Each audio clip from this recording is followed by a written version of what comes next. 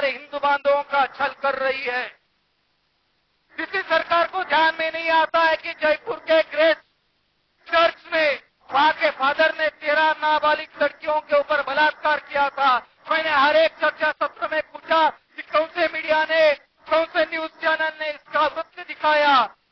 वो बस होते थे तुरंत ब्रेक का टाइम आ गया, ब्रेक का टाइम आ गया। बंधुओं, कभी हम सच्चाई की बात करेंगे, हिंदुओं के ऊपर होने वाले अन्याय की बात करेंगे तो इनका ब्रेक का टाइम आ जाता है, ब्रेक लगा देते हैं। मीडिया वालों ध्यान में रखना, अभी आपका पाव ब्रेक के ऊपर से हटा लेना, बापूजी स्वयं एक्सीलरेटर के ऊपर पाव रखने वाले हैं।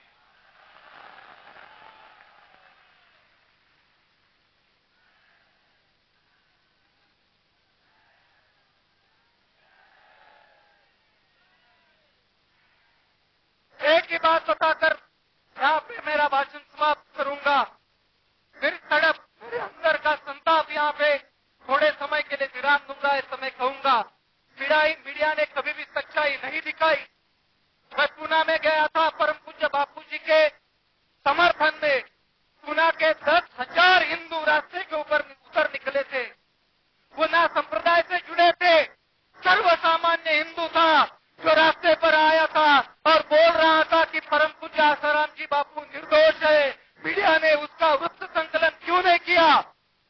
हमने दिल्ली में देखा, जंतर मंतर पे हमारी महिलाएं वहां पे इकट्ठा हुई थी, बापूजी की भक्ति समर्थन में आई थी। रात को उनके ऊपर लाठीचार्ज किया गया, मीडिया ने क्यों नहीं दिखाया? मैं सिर्फ अभी मीडिया नहीं कहूंगा कि कुछ वालों ने दिखाया।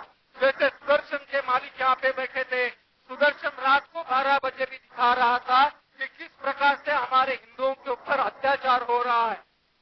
लेकिन दुर्भाग्य की बात है, उनको सरकार ने नोटिस दी गई है कि आपका चैनल बंद करो। हमारा मुंह दबाया जा रहा है। बंदूक तालियां बजाने वाली बात नहीं है, हमारे ऊपर अन्याय हो रहा है। हम सिर्फ तालियां नहीं बजाएंगे, इस हाथ को उठाना होगा, क्रांति के लिए हमें तैयार होना होगा।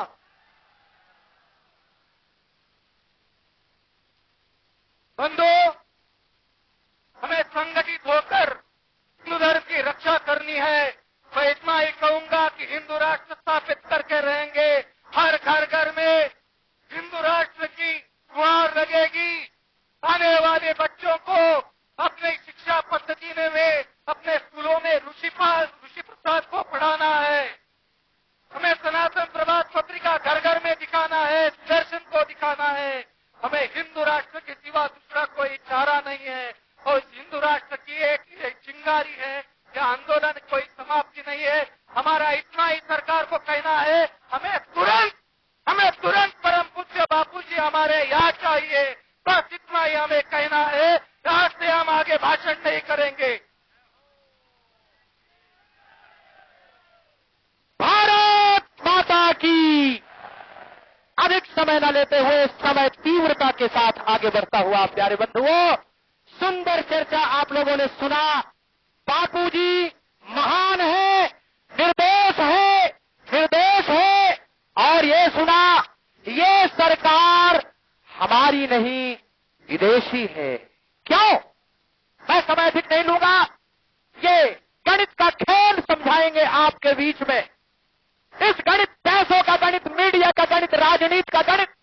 आज डॉलर इतना महंगा क्यों हो गया? क्योंकि 2014 का चुनाव आने वाला है और ऐसे भ्रष्ट नेताओं का काला धन विदेशों में डॉलर में बदल चुका है।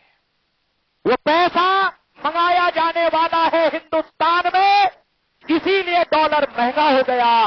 क्योंकि 1 लाख डॉलर सीधे 70 लाख रुपये में बदल जाएगा। ये पैसों का खेल। और भारत के प्रधानमंत्री घोषणा करते हैं डॉलर का महंगा होना, रुपया का घटना देश के हित में है। ये कितना बड़ा छल है। इसीलिए ये सरकार हमारी नहीं, बल्कि क्यों महंगा हुआ डॉलर? क्योंकि वही काला धन जब हिंदुस्तान में लौटेगा, 1 लाख डॉलर सीधे कितना लाख हो जाएगा। और जिन नशाखोरी को बापू ने बंद कराया,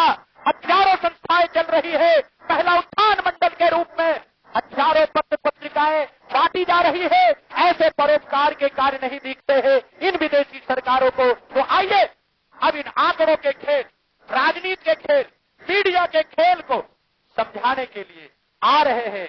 हमारे बीच में बैठे हैं धर्मवीर, कर्मवीर, सुदर्शन चैनल के प्रमुख सर्वे सर्वा श्रीमान सुरेश जी चौहान।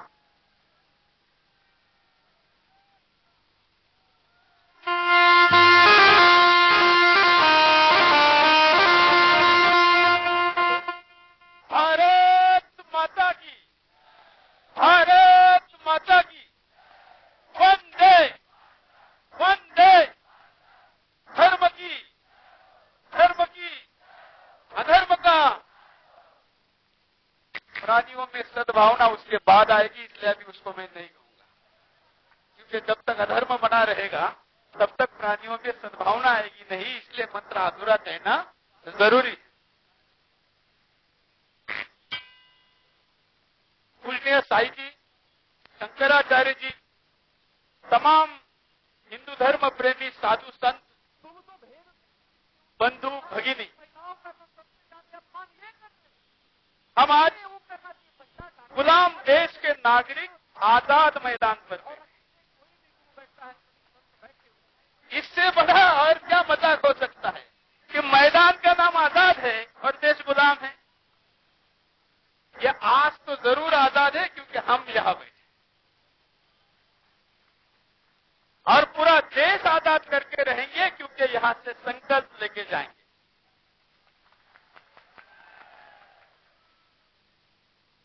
लेकिन क्या आजादी ऐसे केवल भजन गाने से मिली है? क्या आजादी केवल माला जपने से मिली है? मैं केवल शब्द यूज कर रहा हूं, मतलब ये सब कुछ तो चाहिए ही। इस देश में जो सबसे बड़े क्रांतिकारी थे वो भी धर्म के उपासक थे, वो भी अध्यात्म को मानते थे, लेकिन वो केवल धर्म और केवल आध्यात्म में फंसे नहीं रहे। इसलिए कई दिनों से, माफ करना मेरे सारे पूजनीय साधु संतों को मैं कह रहा हूं कि पिछले कुछ समय से हमने लोगों को केवल ध्यान, माला जपना और नामस्मरण करना सिखाया, और शत्रु तलवार लेकर वार करता रहा और हम चुप बैठते हैं। हमारे एक भी भगवान के हाथ में ऐसा खाली हाथ नहीं है जिसमें शस्त्र नहीं है, लेकिन हम शस्त्र रख के केवल माला जप रहे हैं। माना कि माला शस्त्र को विवेकपूर्ण यूज करने के लिए, उपयोग में लाने के लिए